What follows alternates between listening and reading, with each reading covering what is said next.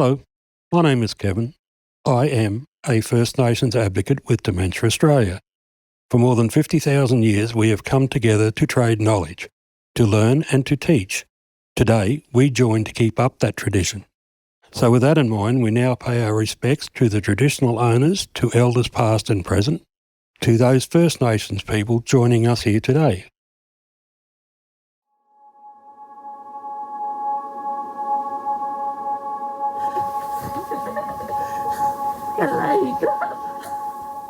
Hannah is my little rainbow girl. She is still the happiest person I know. She still gives you cuddles that will crack ribs. She's still amazingly Hannah. That diagnosis pretty much stopped us for a little while. And then it's been a lot of time for me to realise that life doesn't stop. The path we're on, you know what the outcome's going to be. So the hope is finding those moments. That was my beard. All right. Okay, love you, little bear. That when things do happen and things get very bleak, they're the little candle in the darkness. I love you too. People always make the cliche to me, oh, you're making such good memories with that. I'm like, stop saying to me about the fact I'm making memories, because that idea of making memories is actually denying there is hope.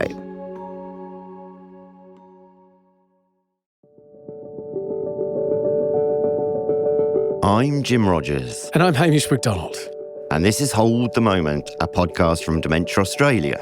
We're hearing from people living with dementia, people caring for their loved ones, and the professionals who help out along the way. When I was diagnosed with younger onset Alzheimer's, it tipped my world upside down. A dementia diagnosis will shock anyone, but especially surprised me because I was still only in my 50s. Imagine then if your diagnosis came when you were a child. Yeah, that's right. Dementia can and does impact children too. I'll just let that sink in. You might never have heard of it before. But childhood dementia is actually an umbrella term for more than 140 rare genetic disorders that cause progressive brain damage in children. Rachel and Eli are parents living in regional New South Wales, and they have 2 children. Their eldest is Hannah, who's living with childhood dementia. Hannah started school and preschool as a very, very bright, independent child. I mean, when she was into kindergarten, she actually won the public speaking competition for their year group.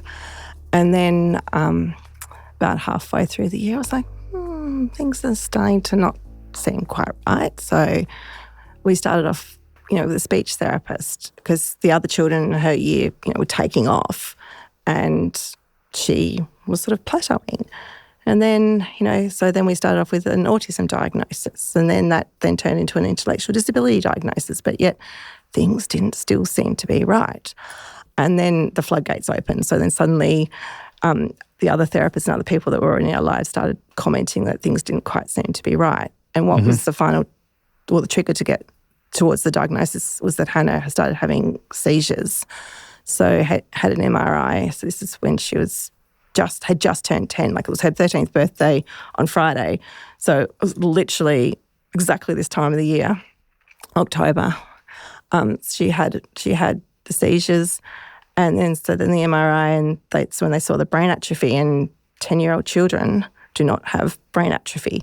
So then that was then the path to genetic testing, and then finally the diagnosis of childhood dementia.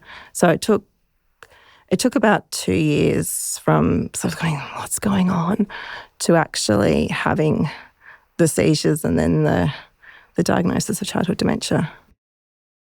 In those early stages, before you knew what was going on, what justifications or explanations were you giving yourself for the subtle differences that you were seeing in Hannah?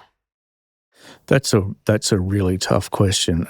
I was looking at Hannah going almost in denial. No, there's nothing wrong here. She's just one of those weird kids you encounter every once in a while. The clincher for me was the MRI that Rachel mentioned after the seizures. I was in the MRI room with Hannah, and I did the normal things you do when you go into near a magnet that size. I took all my keys out of my pockets, not my phone on the bench and all that sort of stuff, but I'd forgotten I'd left my steel cap boots on. So after about 45 minutes of MRI, we walk out and for me looking at I'm not a neurologist, I'm not a medical practitioner, but I know what a normal MRI looks like, and it wasn't. It's like, well, shit. This is the path we're on. You mentioned that Hannah had done very well early on. Oh yeah, she was. We're both Clever. No, it's not so much that. Like, we value education as teachers, and Absolutely. so she had been brought up in a very, rich environment where she'd been read to, she'd been encouraged to learn. I'd take her grocery shopping and we'd be having conversations about what fruit and vegetables we were going to buy. I mean, just what I would consider a normal, preschool education of bringing up a child. And that's why Hannah was later in being diagnosed, because I think because we'd managed to enrich her as a younger child, because the type of dementia Hannah has, generally the children, this is only 17 recorded worldwide in the literature, and of those 17, they were all diagnosed as toddlers, very early children. I mean, we are talking about childhood dementia here. And apart from one, they all had died by the time they were 10. Hannah was diagnosed at 10. And I think the fact that we'd managed to enrich her education and support her and work through with therapy and other bits and pieces, we'd sort of, in some ways, masked the symptoms until you just couldn't mask it anymore. My number one message to all mothers, whether it's talking about childhood dementia or anything else, is trust your intuition. If you think there's something, then follow through. But unfortunately, when you're up against professionals what would you know? Well, I do know. I'm the child's mother. I know. Yeah, Anyway, there's something going on here, but we're not sure what it is. I mean, when we had the original autism and intellectual disability notice, one of the good/bad things was everybody's got a phone these days that's got a selfie camera, so you do selfies and videos with the kids, and I've got tons of them where the kids are eating my phone and that sort of stuff. And I look back on the videos I used to shoot with Hannah when she was 4 or 5, that sort of stuff, and I go, oh. Can you see those signs now? You can. And they're so Hindsight's great. expletingly obvious. And you look back and you go, how the did I miss that? Yeah. I'm an educational professional, for God's sake. I should be picking this up, and I didn't. What is it that you see when you look back at those videos? A lot of repetitive behaviours, which is more autism than anything else. We did things like we read to Hannah every night. We made sure sat down and watched videos with her. All of these sort of things, not because we're teachers and that's what you should be doing, but because we seriously invested in our kids' intellectual development. And everyone says do your Sudokus and those sort of things to stave off Alzheimer's and that sort of stuff. And I think that's what we did inadvertently, was mask it, because we saw Hannah went into school and with being able to read and things like that. So she was really ahead of the game because of your input. Yeah, she was ahead of the game. And then everybody else went. And then started to decline. And you're like, I can't imagine how hard this has been for you guys, to handle. I mean, once Hannah was diagnosed with childhood dementia, which is just unbelievable. It's the last thing you ever want to hear. What was your initial reaction? How did you get your head around that? Well, that was interesting. We were having a conversation with Owen, the paediatrician, was like, right, let's see if we can't figure out what's the cause for this. So myself, Rachel and Hannah all had bloods taken, and they were sent off to Finland for genetic testing because that's where it's done. And then we had a big meeting with the geneticist and the paediatrician and Rachel and I, and they said, right, Hannah has UBTF, neurodegenerative disorder. And both Rachel and I went, yep, cool, thanks, that's brilliant, no problems. now what? Because we didn't have a clue what this was. And Rachel's a brilliant PhD researcher, and I sort of faked my way through mine. But we can research. So we went and did a bit of a literature review, and after we had a read of what this pathway is, it's like, oh. My God. Crap. So it was not put to you as childhood dementia initially? No. It was literally, this is the genetic abnormality. So how did you come to the realisation that it falls into that category? So that was our amazing GP, to be honest. I know Eli had seen the MRIs and he had his opinion, but I hadn't seen those.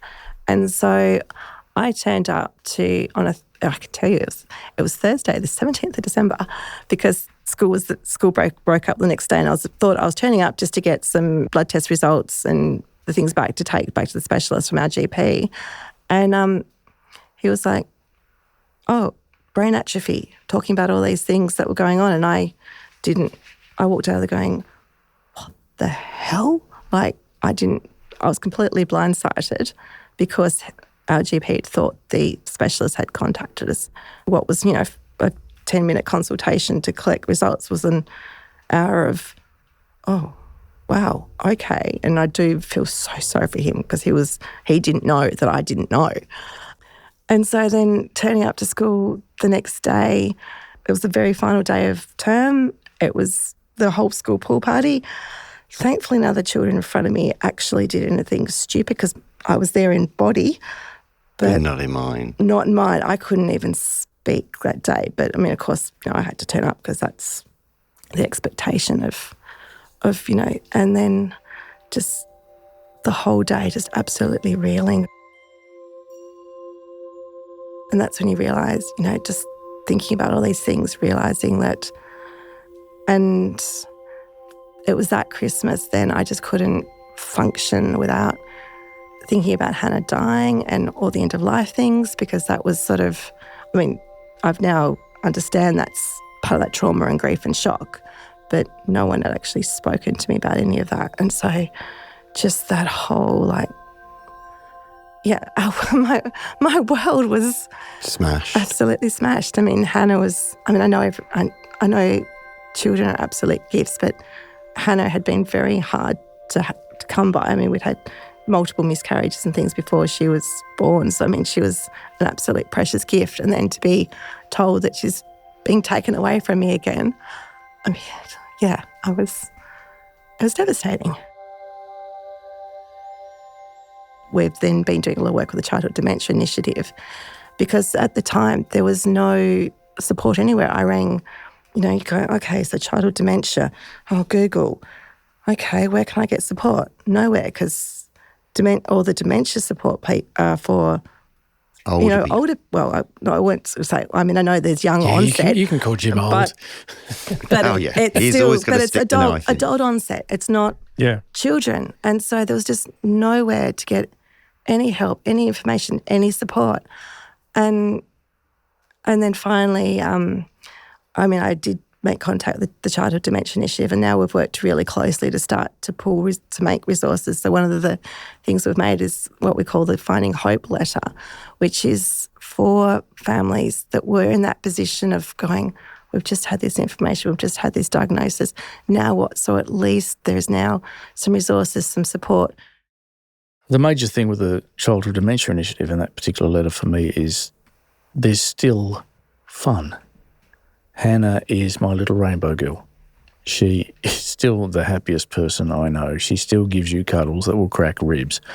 She still watch out when she's got her wheelchair on speed 5, you'll break an ankle, all of that sort of stuff. She's still amazingly Hannah. That diagnosis pretty much stopped us for a little while.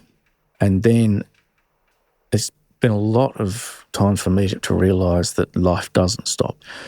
You've still got to get up in the morning and go to work. You've still got to mark papers, teacher. You've still got to find the fun. Hannah is always the happy-go-lucky Hannah. Yes, she's aware of the fact that she's losing skills and abilities, but she's not. The impact is on her brother, that he is the one that sees on a daily basis, his big sister. If Eli and I are not looking after Hannah, it's Benjamin that's with her because she can't be left unsupervised. So he's, pretty much her primary carer because it's also Benjamin that she always goes to and wants to be with. Well, what's a good bit about having Hannah as your sister? Every time she builds Lego, she just makes new stuff. Cool. And it just surprises me what she's going to build next. He's, the outdoor adventure. He was always the out there doing everything, and just watching his change and withdrawal, and the physical, because he carries his anxiety and trauma in physical symptoms. So the constant feeling sick, sore tummies, tummies, like the change in him from his sister's diagnosis. I mean, I hate when you guys find me. Ow. You can squeeze my head. No, buddy. Because everyone always says to me, how's Hannah? Oh, she's fine. Benji. It's Benji that's the challenge. And he's dealing with a lot of the bigger picture questions that we shouldn't be dealing with till we're adults. Yeah. He's dealing, we're walking into the house not long ago and he said, Dad, what happens when you die? And we don't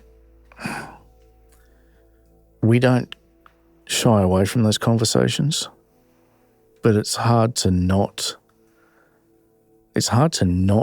try to soften that particular blow as a parent. Because that's the job, right? You're always trying to soften everything. Yeah. But I mean, it's not going to be a fun day when things finally do happen. But if I can prepare Benji a bit for it, I'm going to do that.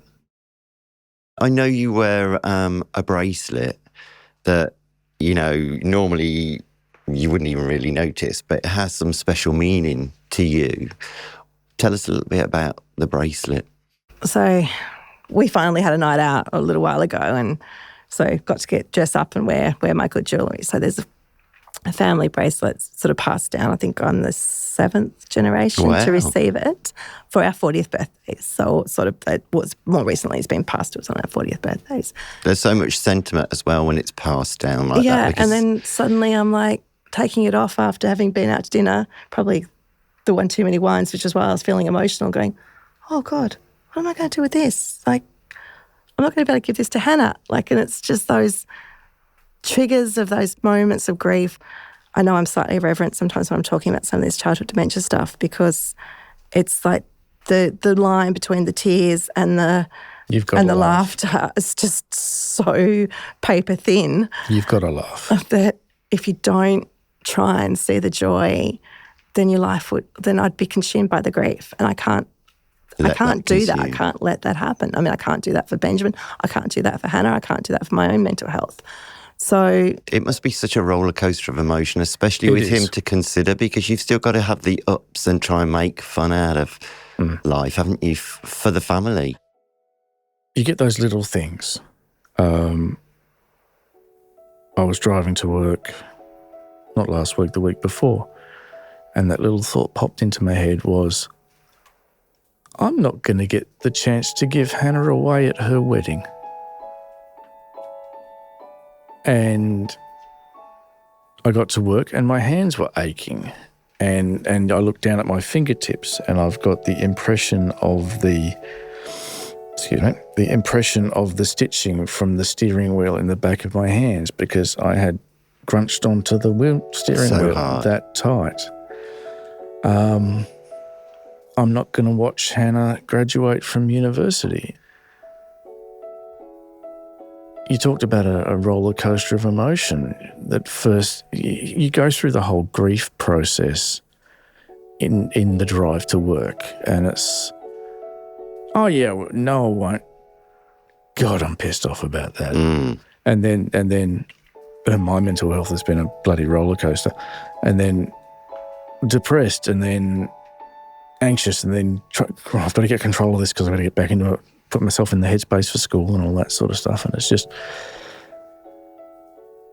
dealing with that. There are always little thoughts that pop in that just go, hello, I'm here to make your bad day.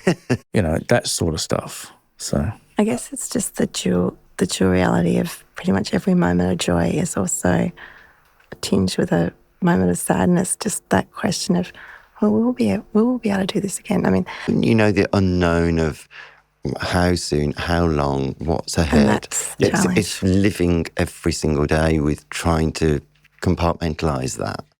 You have to find those hilarious moments. Benji's really good at it. Benji is brilliant at it. You have to have those moments To lift you. where you come home and the kids at school have been absolute monsters and the drive home has been hellish, and Hannah gives you one of those hugs and it's like, go for it, honey, break as many ribs as you feel like. Yeah. And she just wraps you up. Yeah, that's those moments are what keep me going.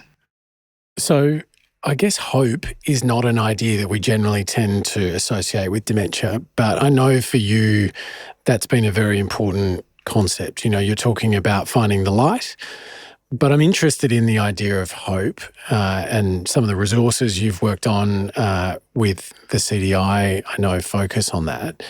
What does it mean for your family? How do you find hope in all of this? Because I guess you're describing light moments tinged with sadness. Where does hope fit? It wasn't there for a long time. I can't speak for Rachel, but for me, there was no hope for a little while. The path we're on, you know what the outcome's going to be.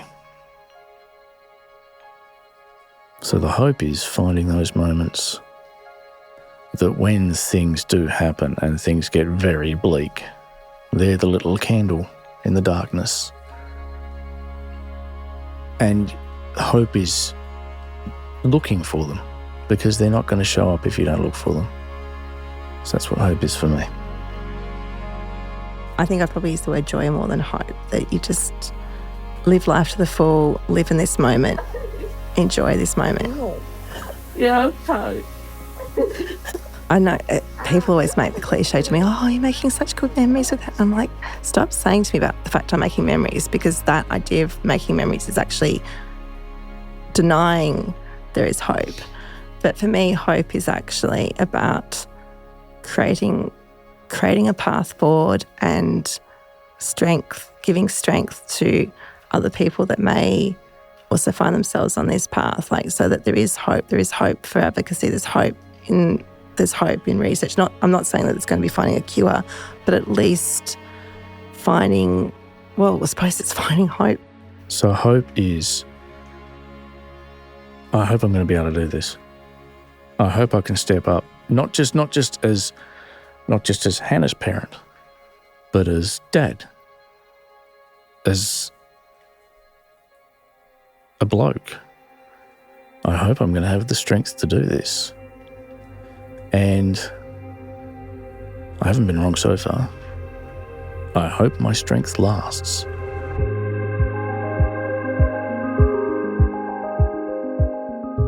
Childhood Dementia Initiative that you've been hearing about has been a really important source of support and community for both Rachel and Eli, and their whole family, in fact.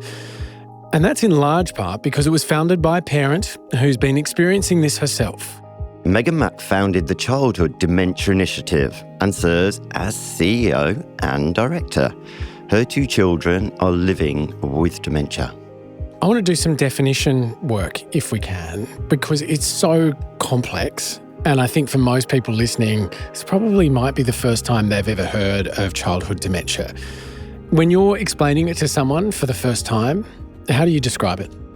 Probably the easiest way to describe it is progressive brain damage. The process of decline that we see in the brains of children who have a dementia condition are very similar to what we know happens in an adult brain. The big difference really is that these are conditions that are caused by a genetic inheritance rather than an environmental impact or cause of dementia. It is, for all intents and purposes, the same cognitive decline that we see in adults. And there's lots of different labels, individual labels that might be applied, right, within that umbrella term. Yeah, like adult dementia, there are 140 plus different conditions that cause dementia in childhood. And one of the reasons most people don't know about childhood dementia is that historically we've been looking at the individual conditions as individual rare disorders rather than looking at the collective group of childhood dementias in the same way that we do with adult dementia. And so the work that we're doing is about bringing together under the umbrella of childhood dementia all of these disparate conditions in order that we can understand the experience of families, what they need, what needs to happen in order to improve outcomes for the child who has dementia, but for the entire family unit. So what are the main differences for children living with dementia versus adults? Probably the biggest thing is the inheritance. So it is genetically inherited. And what that means is often a family are at risk of having a child with one of these conditions. They have that child because it doesn't present in the very early days. They'll often go on to have more children. And I'm an example of that. I have 2 children with a dementia disorder. The other thing that is quite unique in terms of the experience of a family with a child with dementia is that this has occurred to a family in the prime of their life. You know, parents who are either early or mid in their careers, and the impact on them from a psychological perspective, from a financial perspective, from a career, like every aspect of family dynamic is impacted, and it is quite a different set of family dynamics than you would expect in your typical presentation in an older person, which of course, you know, I know that it occurs right down into the 30s and 40s as well. But I think that's probably the biggest thing that sets the childhood dementia family experience aside, is that it is a very different stage of life. Yeah, because you're in that go fast stage when everything's going on in the family. It must be unbelievable to handle all of that. Yeah, and it's a shock. I mean, most families aren't aware that they have this genetic risk when they have their child. How common or how rare is this? Yeah, about 1 in 2,900 babies are born with a condition that will lead to dementia in childhood. So in Australia, that's 1 baby born every 3 days. So that's a lot. It is a lot, yeah. I mean, it's still considered rare. However, it's far more common than the individual conditions themselves. And it's about as common as cystic fibrosis. Unfortunately, because we have been looking at these conditions as individual rare conditions, we've never really understood the impact or the needs, and people have really found themselves lost in rare disease silos. And so that's the work that we're doing now, is really trying to articulate the experience and articulate the needs of families in order that we can do better. You're describing a fragmented picture where families might not even see themselves as part of a bigger cohort of people. Yes, exactly. I mean, one of the biggest things we've had to do over the last 5 years since we began the Childhood Dementia Initiative is raise awareness. And that awareness is not just across public or across the health professionals who are working with these families, but it's actually amongst the families themselves. You know, some of the families have been living with a child or children with one of these conditions for years, might not necessarily recognise it as dementia because we haven't been using that language in the mainstream. We haven't been using that language in the clinic. We've been talking about these conditions as childhood dementia disorders in academic literature, but we haven't been using that language functionally. These conditions aren't new. A lot of them have been described for, some of them hundreds of years. They're not new conditions, but we haven't seen progress on any of them because they've all been looked at in this fragmented way. You describe your own process towards diagnosis as an odyssey. Why? Diagnostic odyssey is language a lot of families use. Our experience was about 2 years, which is around average. It could have been a lot longer had I not really pushed and pushed and pushed, knowing that something wasn't quite right. But some families go even longer than that, 5 years plus, trying to find what's going on with their child. And most families report the first diagnosis they receive is typically worried mother syndrome. And I was certainly, in that category where I would go to the doctor and walk away feeling like a completely neurotic mother that was just really, worried about my child's development. And I think that in those early days when a child has begun on a typical developmental trajectory and you're starting to then see the slowing of development, as a mother you often know something's not right, but you're still fitting on the bell curves and you're still not ringing any alarm bells within the health system as you see things starting to slow. And so a lot of families do have to go and do 15, 20, 30 different appointments before they'll hit on somebody who kind of recognises something might be going on with this child, or has seen one of these conditions before and knows to order the correct test. And interestingly, most of these conditions, if they know what they're looking for, are reasonably easy to diagnose, but you have to know what you're looking for. If a child is diagnosed today, Childhood Dementia Initiative might be their first port of call. What do you do after your family has received that diagnosis? Yeah. Where do you go? Yeah, I mean, the challenge is there is very little available for these families. At the moment, families are most often told, I'm really sorry, you have a diagnosis of this condition, go home and make lovely memories. You know, there's nothing you can do. And I heard that 12 years ago when my kids were diagnosed, and I believe families are still hearing that today, and it's just not good enough. Like, we really need to ramp up research. We need to ramp up specialist services. We need to have supports that are in place to take care of not only the child but the whole family unit. I mean, majority of the families that we talk to are never even offered psychological support or counselling. So there's this incredible gap in terms of what families need and what's available for them on offer. When you say that sort of message is not good enough as a parent, how do you even interpret that? How do you receive that? Personally, 12 years ago, I really refused to believe that. And my initial response was to pour my grief into trying to find therapeutics and move science forward for the particular condition that my children have, which was a condition called Sanfilippo syndrome. And I actually started a different organisation first that was looking at funding research into their condition. And over the years that I ran that organisation, about 7 or 8 years, we had a relatively good amount of success in terms of investing in research. We invested about $8 million into research, 45 different projects, and we had a gene therapy clinical trial that is showing some quite good results in very young children. So I was really struck by that we were able to invest and put the energy and effort into this tiny, narrow, incredibly rare disease, but it was very inefficient because I could see all of these other conditions that weren't getting the same attention from a research investment perspective. And I had begun to really get to know other families who had these other conditions and realised that they were also battling all of the same things I was from a care perspective. And that's where the idea for the collective came from, is there a better, more efficient way for us to be researching these conditions? Is there a better, more efficient way for us to be understanding the needs and caring for children who are impacted by dementia? So 5 years ago, we did a study with some health economists and academics to understand if we were to pull these conditions together, what would be the statistics? And that's where we got the data that we've based the work that we're doing at Childhood Dementia on. And over the last 5 years, we've been able to really build a robust set of evidence around the problem and what needs to happen here in Australia and internationally in terms of addressing it. What sort of specialist support do kids diagnosed with dementia require?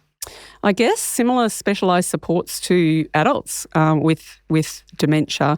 One of the challenges that we've uncovered is when you look at allied health, speech therapy, physiotherapy, occupational therapy or behavioural therapy, the approach that's taken in the paediatric space is typically based on either static intellectual disability or autism, because that's what's known in the paediatric space.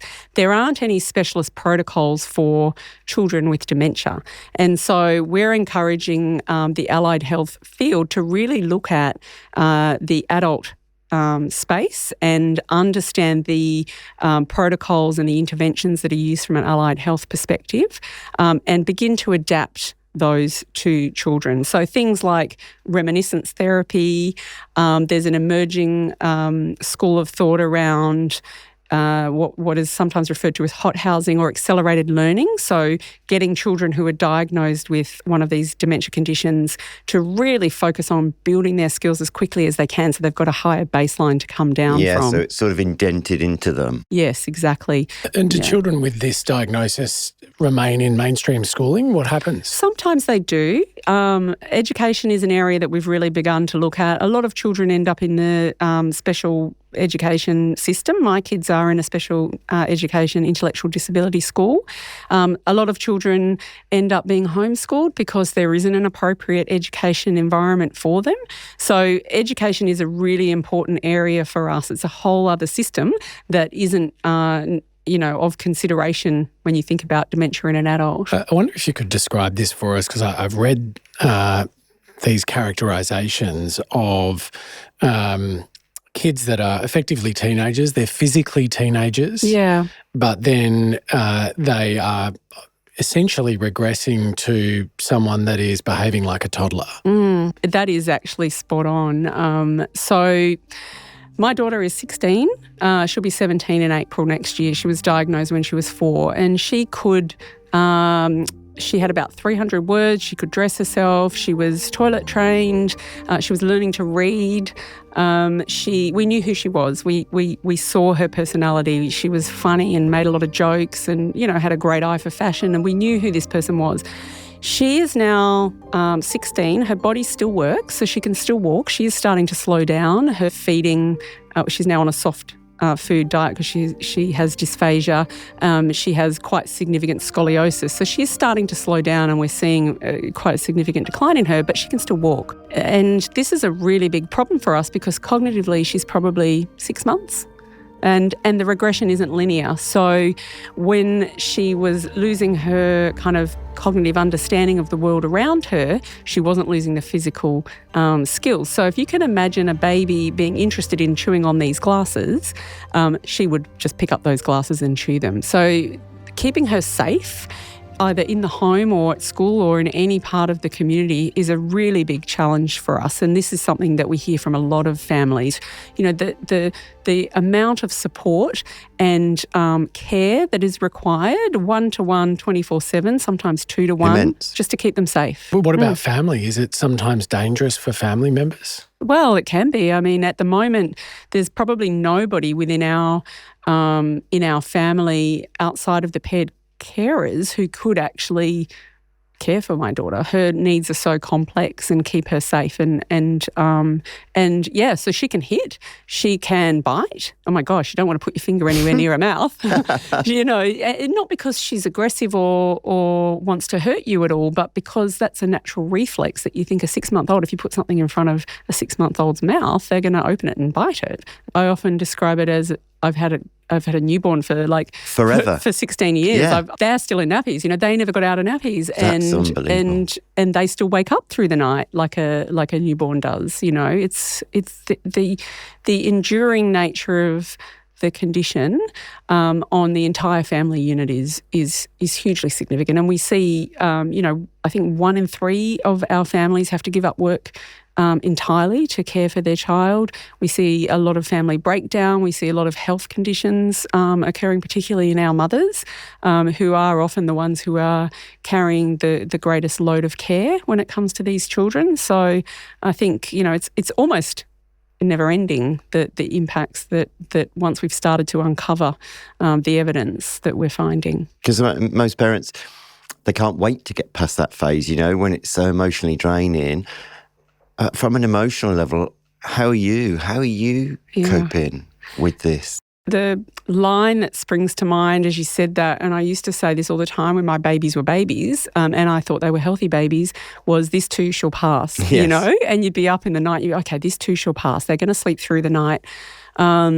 This too shall pass is getting a bit tired after 16 years. I don't actually have language to describe the roller coaster, the devastation, and I see it on the families' faces who we deal with, and I feel for every single one of them, and the new diagnoses that come through, knowing what's ahead for them. It is an incredibly difficult thing to manage. Yeah. Is hope a word that you hold? Absolutely. Hope is at the centre of everything, and when we use the word hope, it doesn't need to be hope for a miracle, hope for a cure, a magic wand. A magic wand.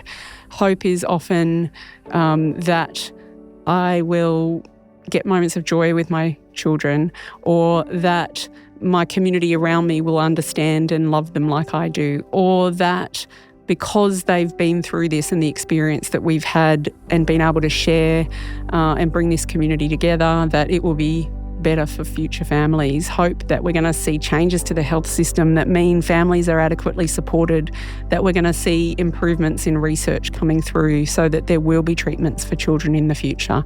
You know, there's a significant amount of hope. It's the thing that keeps all of us going, but it's a unique hope, and it's for every single one of us, I think it means something different. That's Meg Maack, the CEO and Director of Childhood Dementia Initiative. And before that, you heard from Rachel Anderson and Eli Marshall, who are caring for their daughter, Hannah.